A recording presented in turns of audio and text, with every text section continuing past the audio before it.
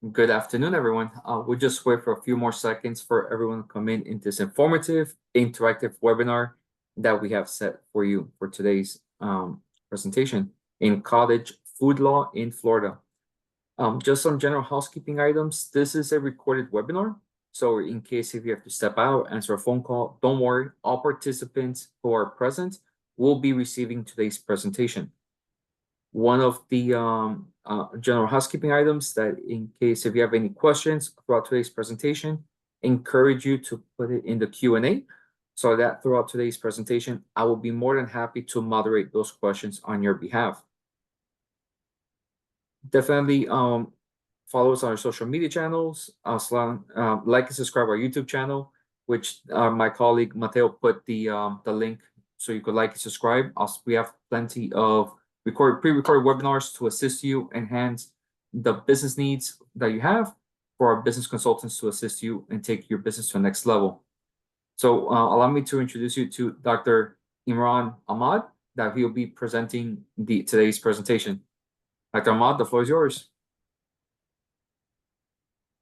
Thank you, Jesus, for inviting me. And really, it's my pleasure, and I'm very excited to be here. As you have heard, that we are going to talk about cottage food law in Florida.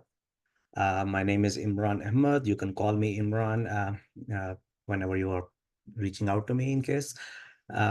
Just want to give some attributes and I would say recognition of the original people who have created the content. So I work with University of Florida IFAS, Institute of Food and Agriculture, Extension Department. We have a joint funding together.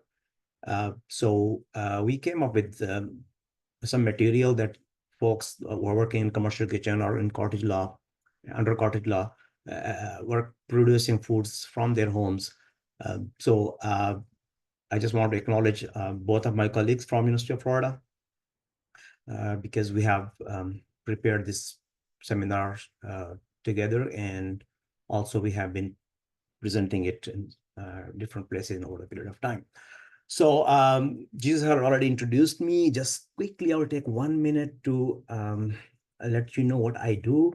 My position at FIU is research assistant professor, means I'm more involved in research than teaching. I'm also an editor of journal, Culinary Science and Technology. My core and training and I would say the area of work is food science. And I'm also lead instructor of PCQI training, which is one of the rule under Food Safety Modernization Act, FSMA, as we call it in short. And I do everything, all sort of food stuff. At FIU, we have started a new program, a major under hospitality degree, undergrad degree is food innovation and entrepreneurship. If anybody is interested, you can just pass on the word. So this was a bit of about me. And like I said, past 4 or 5 years, we received one grant from USDA to address ghost kitchen and the shared kitchen facilities. Ghost kitchen is a new term, but the whole idea was to educate folks who are using shared kitchen facilities. So during this project, we created some easy to understand stuff. So without getting in too much into science, so we have been presenting that material from last 4 or 5 years. Now funding has come to an end, but we are still continuing offering those webinars once or twice, or in-person training once or twice a year based on the demand. So you guys can always reach out to me if you want me to set up a new training program. Is a hands-on training with lab within the lab facilities. So with this background, let's move on to today's topic.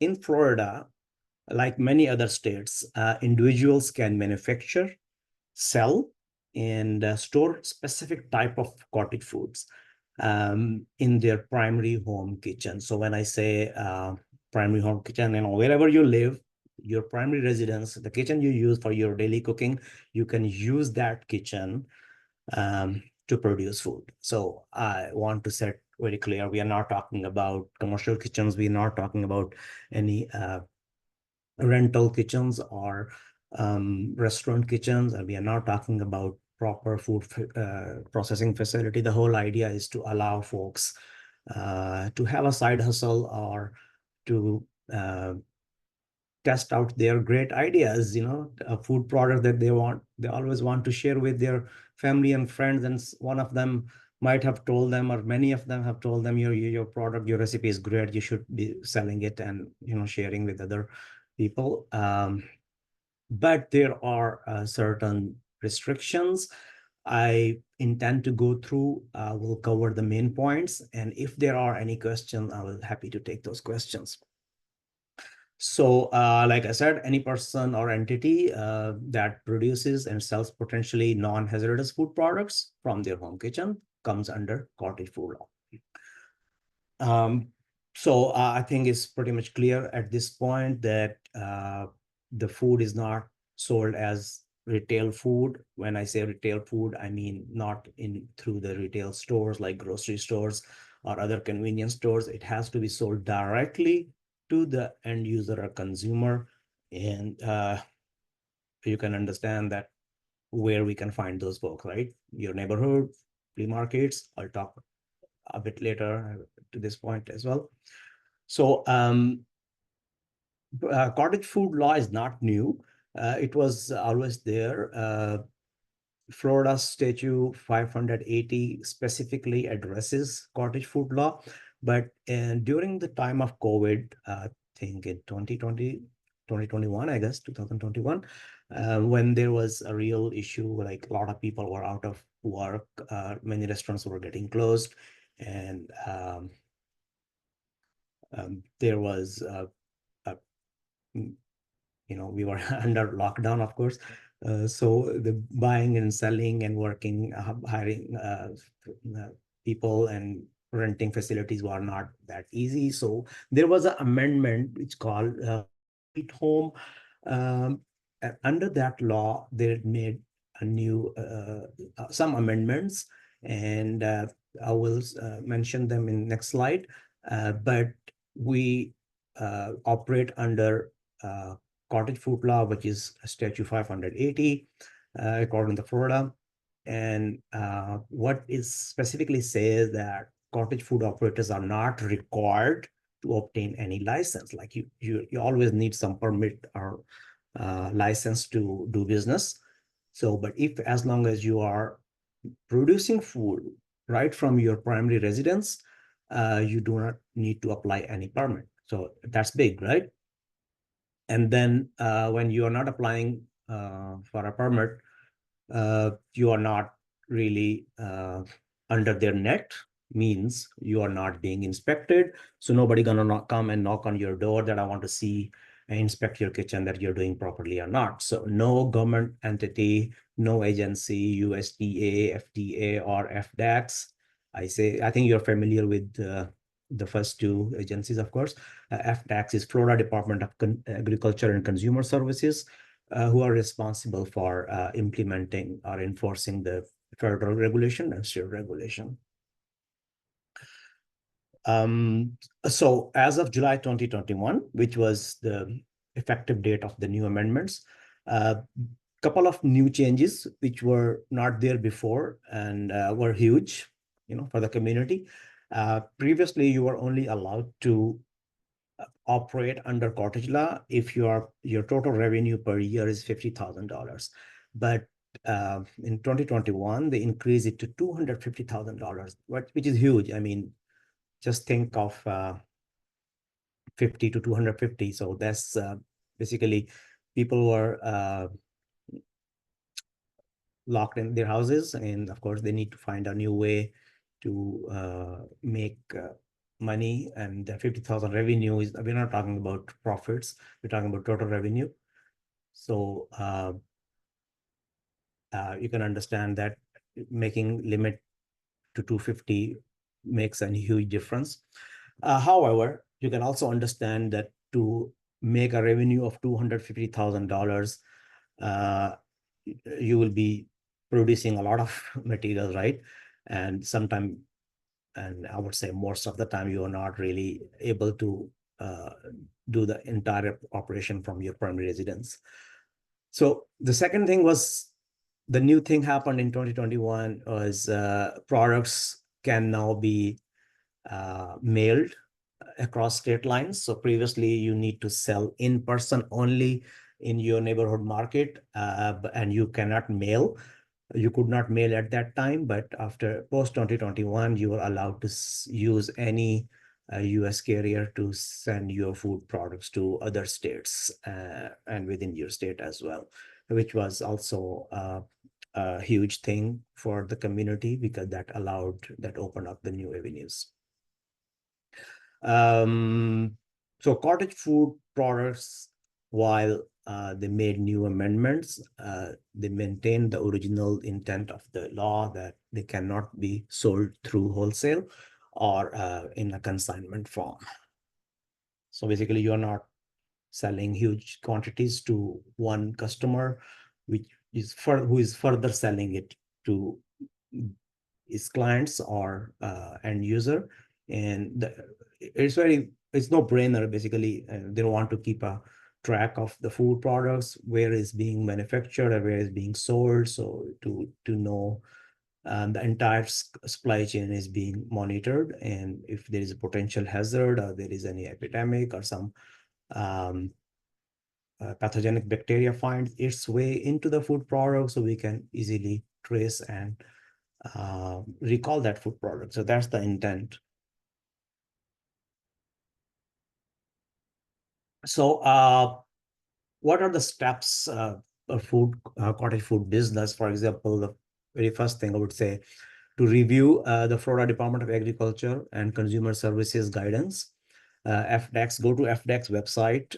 There is, if you just search it, cottage food law, you can find the entire document. I'm basing my presentation actually on the same document, and they will have a list of approved products and prohibited products. But I can understand that you might have a very different type of food products.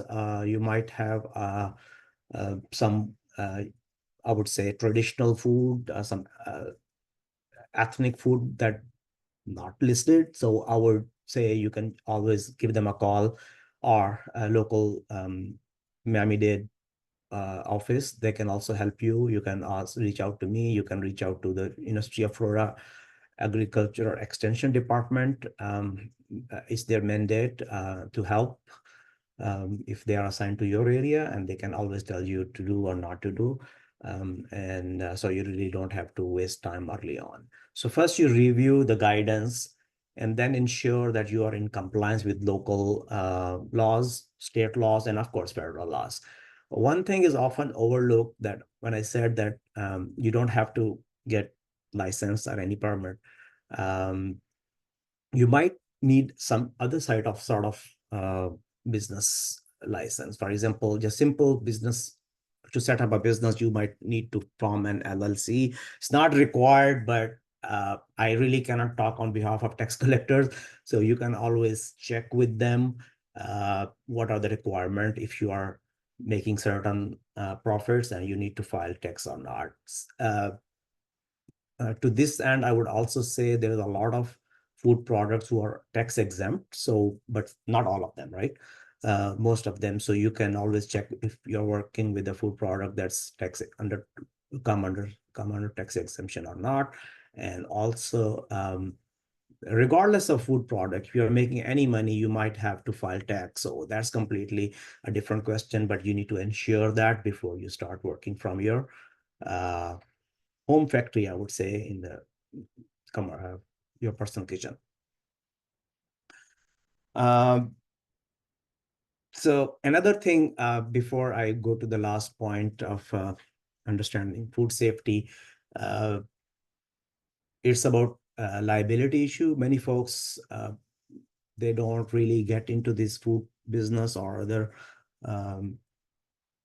potentially hazardous food business where there is a risk. So you can always apply for insurance. Many folks are not really aware of it. You can always contact me or anybody else who has gone through this process. You can always get an insurance cottage food law doesn't require, but there are operators who actually specialize in small operators, especially food shared facilities where folks are making food products. So it's, I think, 25 to 30 bucks. It's very cheap, but you need to find out the right vendor who can sell this type of products. So that was a side note. I have written it here, so I should let people know, because if you are just applying any commercial kitchen facility, not in the cottage law, but you might be like charge hefty amounts that could be like, impact your profitability of the entire business. Lastly, before you really dive into this world, you need to understand food safety. Food safety is very important. I mean, take it very serious. Remember that food product that you're preparing can make someone sick. So do your part by maintaining hygiene and basic food safety protocols. You can get some online training. You can also get the same license that is required for restaurants, because the idea is not that you are that is required by law, but if you understand basics of food safety, I think food safety certificate is a great starting point. I think it's a 4 or 5 hours of class, and then there is a test. It's all about restaurants, but the way the course is structured, you will understand the basics of food safety. I mean, what to do together, or how to segregate some type of food products. You can also reach out to us, and we have a half-day training on food safety where we teach the basics of cross-contamination. I mean, how to avoid allergens from one type of food product to other, what to do, what not to do, how to clean your equipment, your utensils, stove top and packaging material that you might be using in home um, at low cost. I mean, you can use bleach or Lysol with the right concentration, how to sanitize and keep the kitchen spaces clean, and not to mix with your own cooking. And of course, no pets. These are the concerns. If you cook or produce some food product from home, so it has to be taken. Even you are not claiming that you are doing a commercial scale production, but it is allowed only because with a good intent that the folks who are producing food products from their home maintaining a certain level of cleanliness and hygiene in their homes.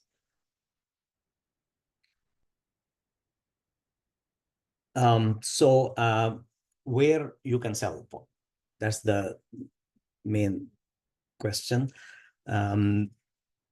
You can sell by mail, you can sell by internet, which is a new provision under 2021 line amendment. Of course, you can set up any Instagram or Squarespace, or whatever the platform you want to use. You can promote your product and you can mail them if somebody wants to buy.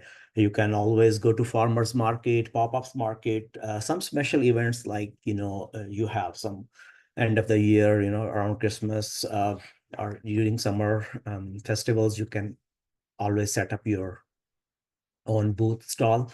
You can go to flea markets, roadside stands. These all are the avenues where you can sell directly to consumers. You are not selling in big lots to a grocery store, a gas station, or a bakery nearby your home that will carry your product and sell. That's illegal. So I make sure I'm not skipping any slide. Yep. So what are the challenges of growth from our experience? If your product is great, you have created a good demand of your product, chances are you will be outgrowing soon, and then your home kitchen will not be enough to produce any food product. So that at that point, you can move to a commercial kitchen, and then you are no longer under cottage food law. But to transition to a commercial setup, requires a number of things. For example, you need to make an application to FedEx that you intend to sell from a certain production facility that you have identified in your application. They will assign a resource, they will assign a person, an inspector who will contact you. They will inspect your facility. If it is a new facility, they need to register the facility. If it is a facility that is already registered with them, all they need an address.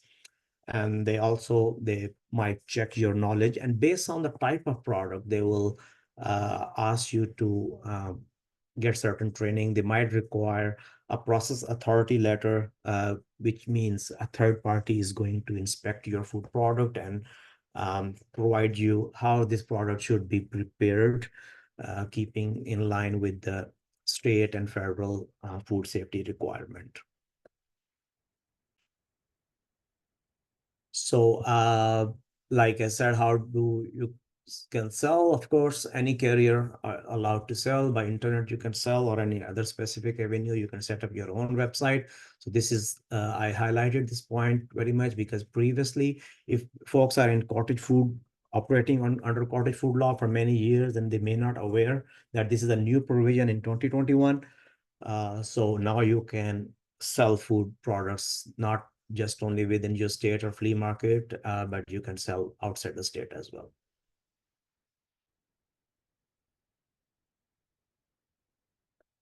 Right. So this is a big question that I always get because each product is different. But how we need to understand the principle basically. Any food that is not hazardous. So now what do I mean by hazardous food material? A simple check: if you have a food product that cannot be kept at room temperature or cannot be shipped at without ice, I would say it requires special packaging. It needs to be eaten within certain time, like 4 hours to 8 hours or following day. It requires a temperature control, so that's a big no. But what are allowed? Cookies, biscuits, those are dried food products, dry herbs, which are not really mixed well with any other food product. I mean, you have not prepared a marinade out of those herbs. Loaf bread and rolls, those are okay.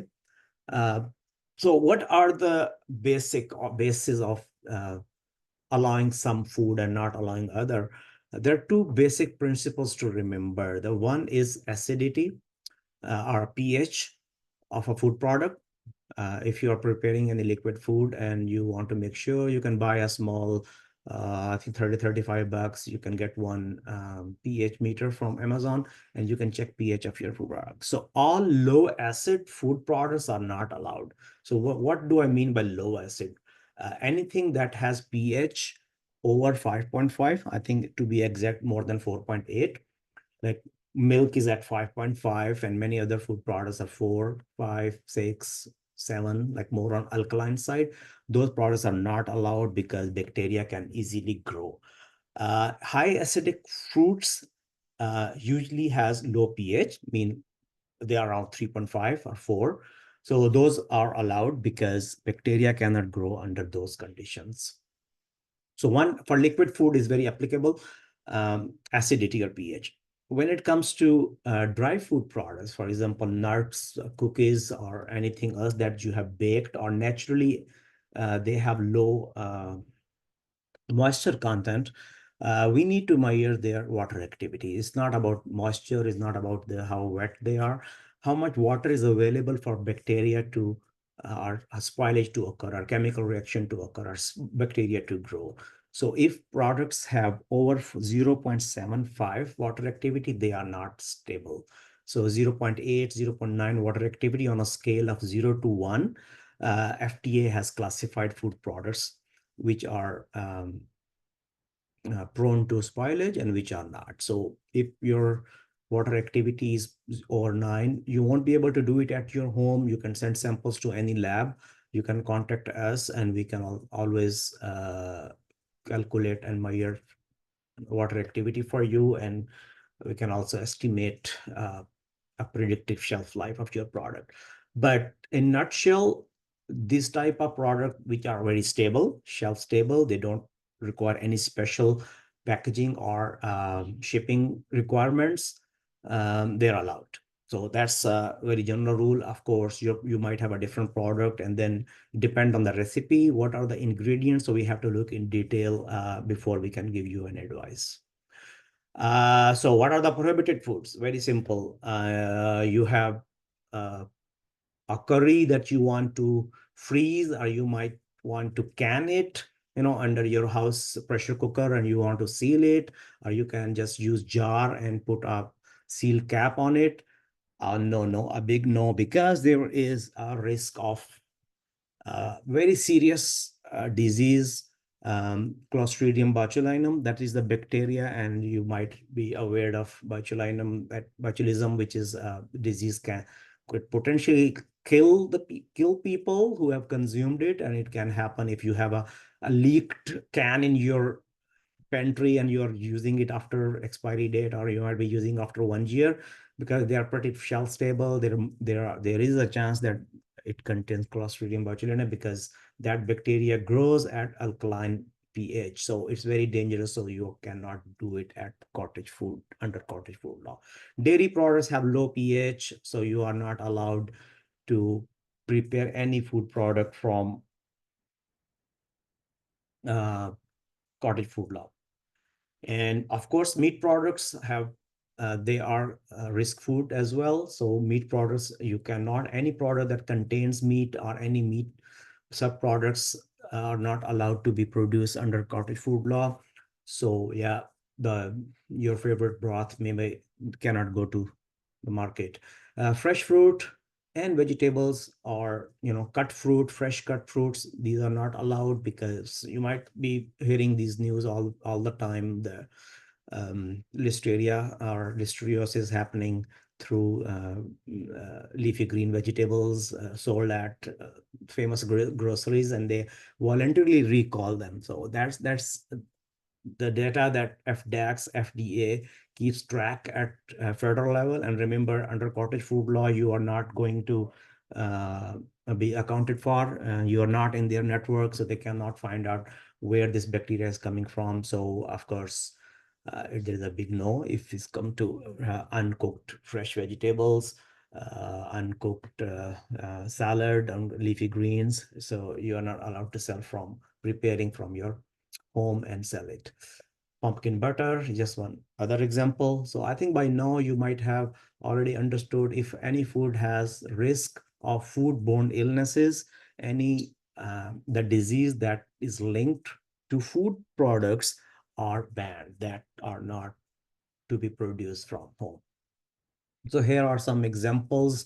I have some foods, but the intent of this slide is to show you what are the, sorry, let me go back. Okay. What are the major food allergens? I think you're already aware of them. There are 9 of them, I guess. 1, 2, 3, 4, 5, 6, 7, 8, 9. There were 8. And then last year they have added sesame seed. So sesame seed, milk, fish, eggs, nuts, peanuts, of course, tree nuts, shellfish, wheat because of gluten, and soybean. So these are the 9 allergens. It's not to say that these are not allowed. Of course, fish is not allowed, dairy is not allowed anyway. But the whole idea of showing this slide is to avoid cross-contamination. So for example, you are producing cookies in your home, or you are doing any other allowed food product, but you're also cooking shrimp on that day.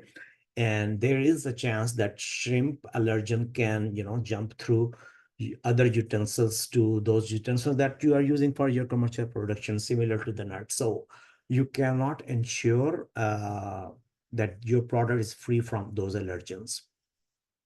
But if you're using wheat, for example, now using wheat or soybeans, so not to say that these products are not allowed, like I said earlier, you can make cookies out of wheat, of course, right? You can have, you might have used peanut butter to some extent in a food product.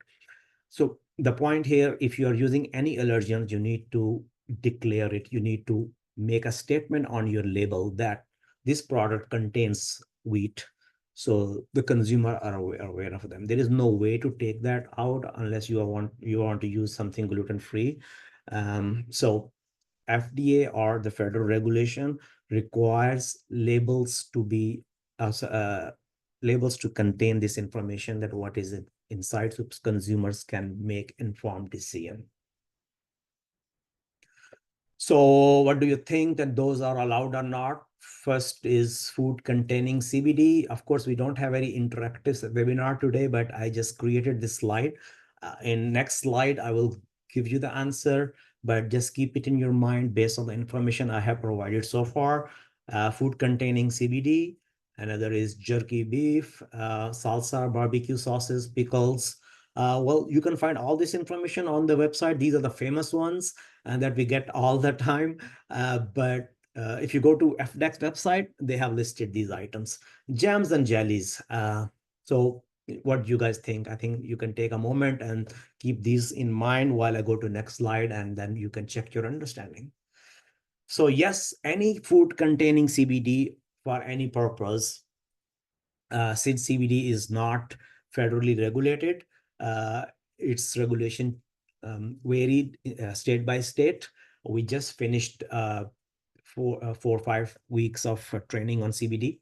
Not training, I would say, is a class. So Florida is one of the state where CBD is allowed. However, is not a recognized food supplement. Of course, federal regulation, FDA says it's a safe, is a GRAS status, is generally recognized as safe, but since it's not an accepted or allowed food supplement, so containing any product under cottage food law that contains CBD is not allowed. Jerky beef is very easy to say, even it is dried, but since the source is an animal product like meat, so you cannot produce jerky beef from home and sell it. Salsas, barbecue sauce, and pickles, you would wonder, that should be okay, but the problem is they all are low acid, and the potential of bacteria to grow is very high. Pickles tend to be alkaline over a period of time, and certain acidophilus, like the bacteria that loves to live under acidic condition. Earlier, I made a point that bacteria cannot grow in acidic condition, but not all of them. There is a very long range of bacteria. So the bacteria that love acidic environment can still survive under pickles. So they are not allowed. Now, jams and jellies. So what's the difference? Most fruits are acidic. They have a high pH. So chances that bacteria grow in jam and jellies is very small. And the second thing is for jams, if you are aware of jams, how they're prepared, usually use 50 to 60% sugar. So under high concentration of sugar, jams are very stable and they don't get any bacterial growth. However, you have to be very careful in cleaning the lids and the jars itself, because we have seen, even if you have purchased a commercially produced jam in your home and you left it outside the refrigerator, which usually we do, and I do as well, but and is produced under clean label. There are no preservatives or anything, just to attract the health conscious consumers, which is a good thing. There is no organic acid involved. Many people are allergic to them, but you can notice some mold growth after some time on the lids or on the top of the jam. So you have to be very careful. That's not coming from the food itself. That's contamination from our hands and in our fridge or in our household. So you have to be careful if you're producing food under cottage law, that you need to maintain certain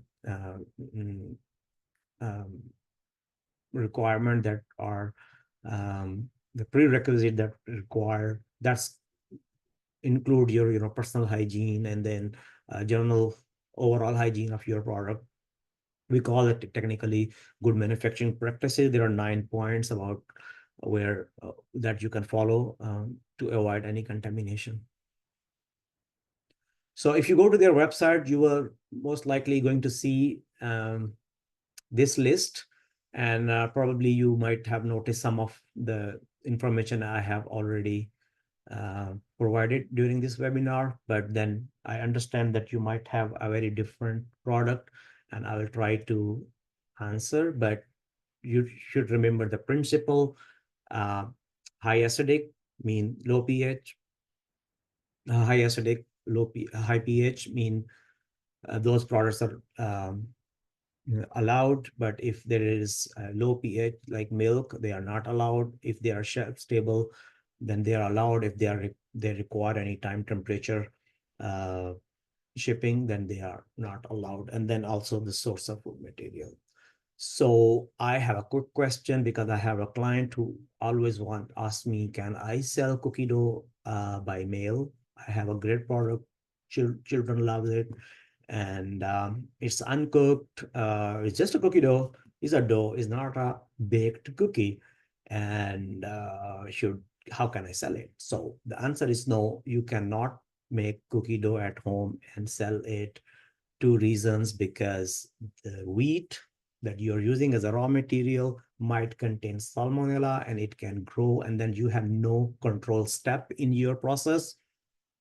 You have not killed bacteria anyway. If it is coming from bleached, sterilized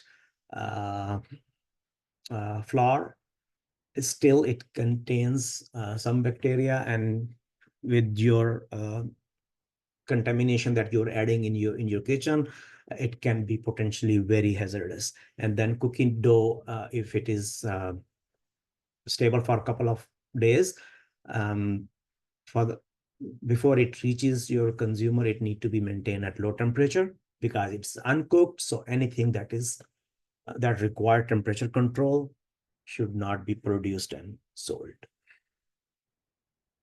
So another very important topic are, I would say, a requirement that I need to highlight here. Every food product that you sell requires a label. So everybody is familiar with the food labels.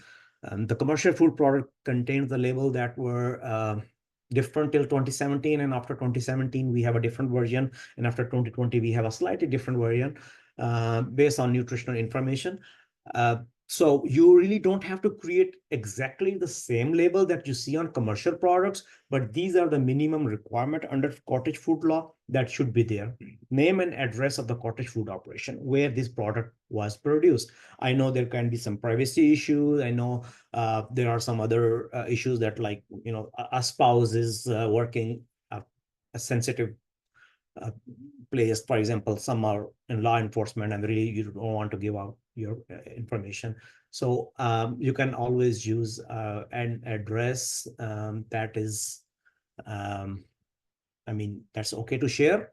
You cannot create a fake address, or register your LLC and give a post box address. That's not allowed. You need to have a real street food address. So I think you need to pay a little bit of attention before you put your own address out there.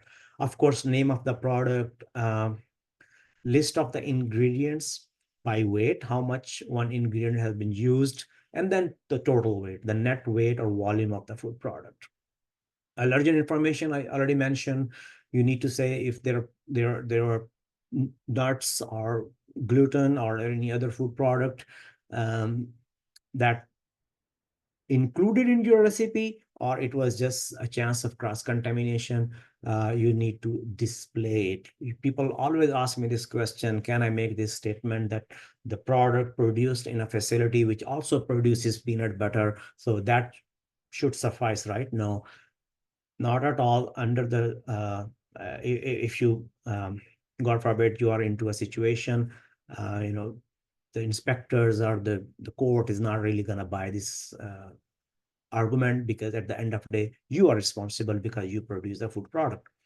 However, there is a statement that should clearly displayed on your food product, which should read that it is made in a cottage food operation that is not subject to Florida's food safety regulations. That will saves you from a lot of legal issues, because you are producing and abiding by the compliance. So in next slide, I'm going to show you an example of how that should look like. So this is an example we have taken from the website. Then cottage food labeling.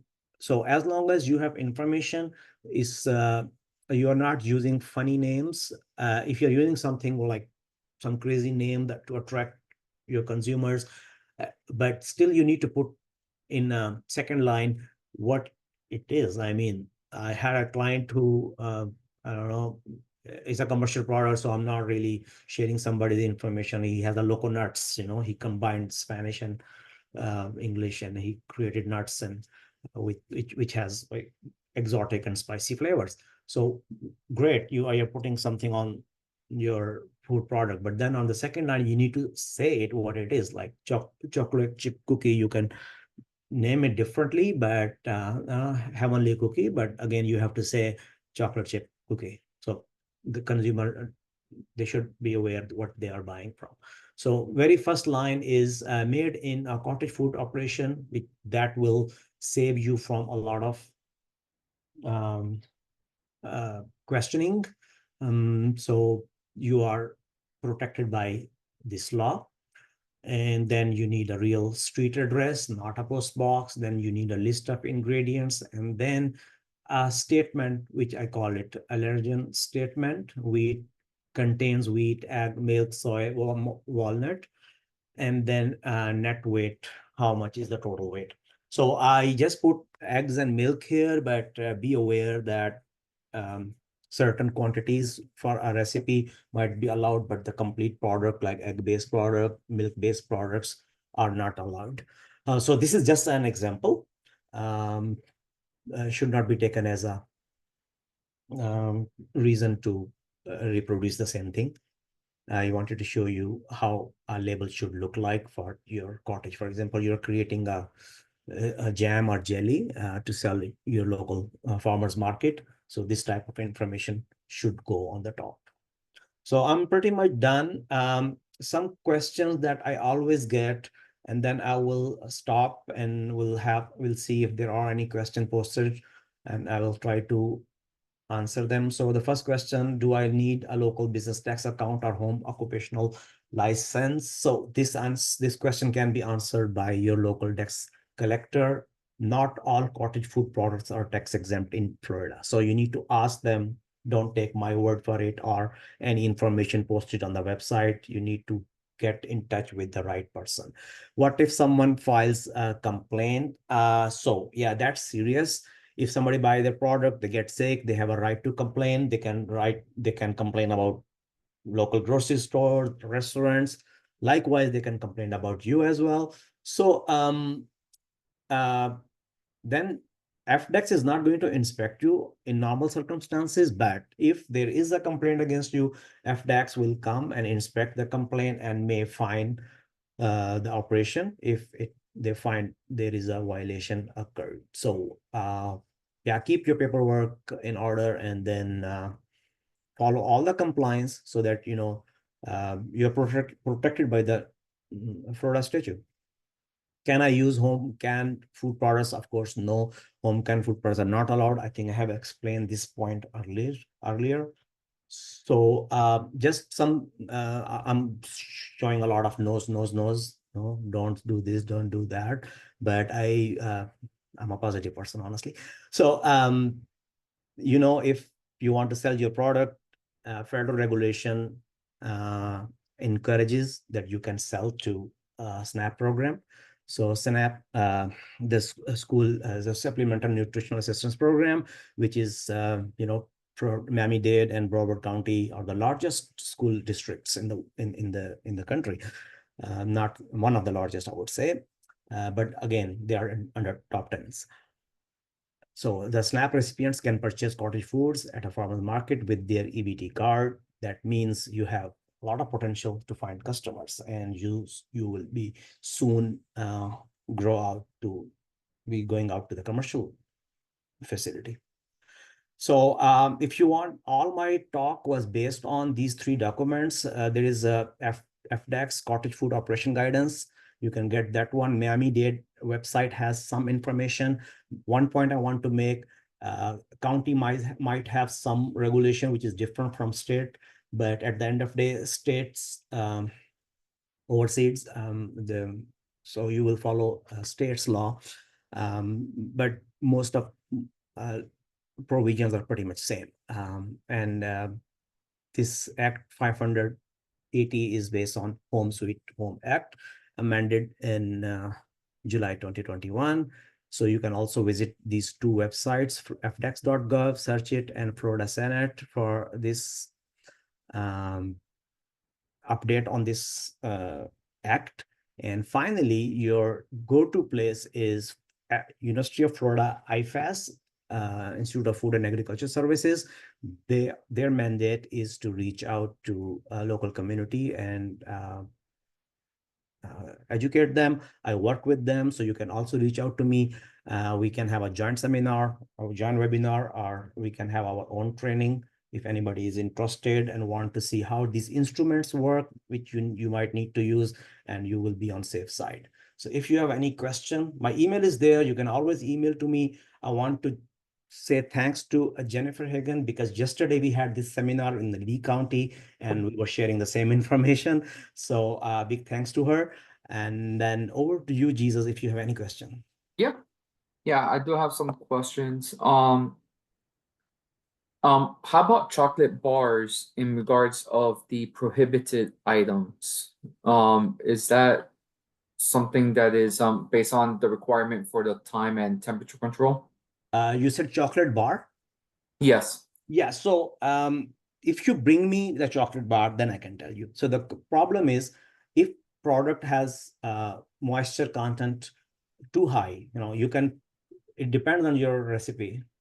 So yes, chocolate bar itself is allowed, but now we need to see its ingredients. If there is the dairy component is too high, or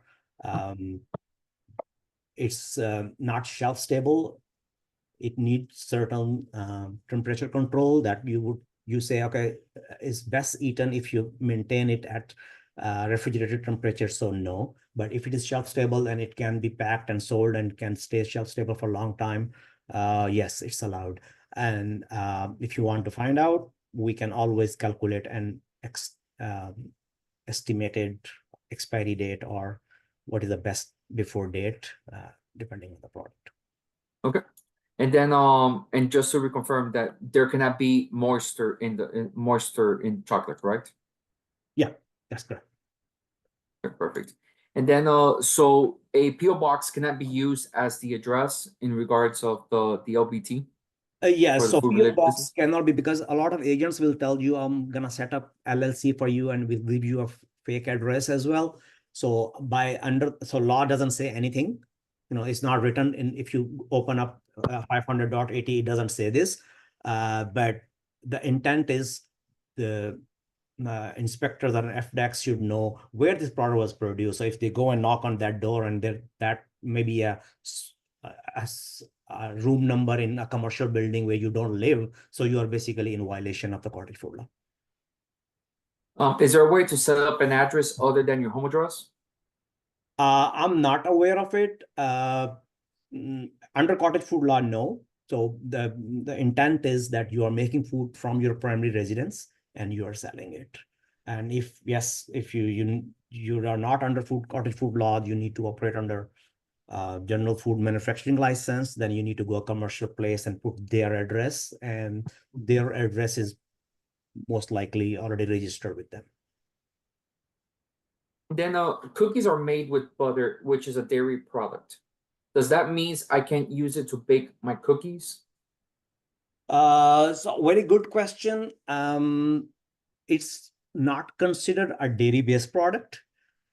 So my personal take on this will be, if you're making a food product and and it's dry enough, its water activity is below 0.85, even if you have used butter as a one of the ingredient. Cottage food law really doesn't say exact amount of it, but it's going to, if we prove it that it's shelf stable, yes, you can do it. But think of I don't remember the food product, is a Colombian food product that we use a lot of cream in it, and is a milk-based product, so it's 80-90% milk. Yes, that's not. But when it comes to a recipe that contains like smaller amount of butter, and then you declare it on that it contains milk, you are fine. And then, can you advise on a website or app to make our food labels? Oh, yeah. So Recipe Cal is one website. I use one website. It's called Flavor Studio. You can go on and create your account. Initially, it's free.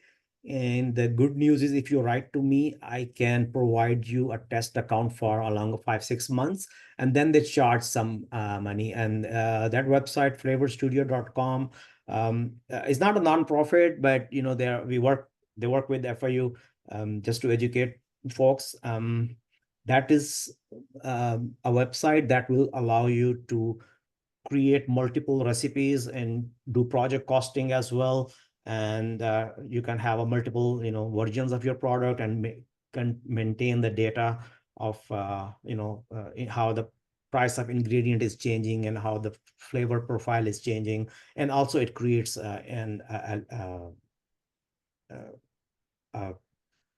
label. But the point here is you don't need that commercial label that you usually see on a commercial product.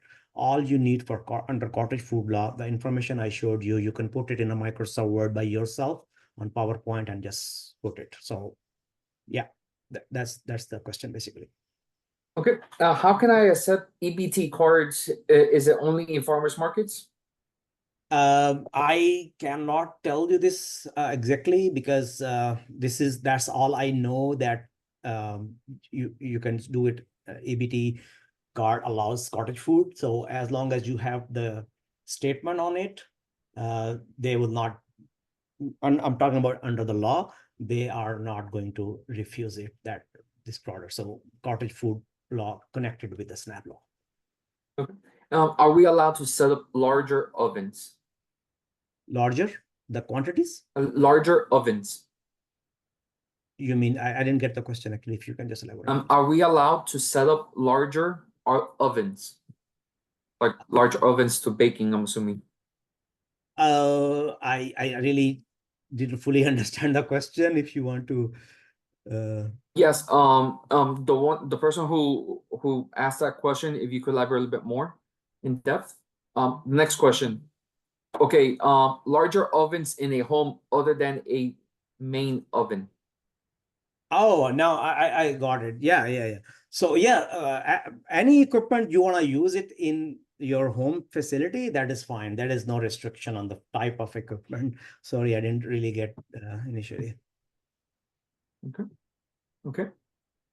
And then, if producing a food product through a co-packer, can we store in our home and sell from there?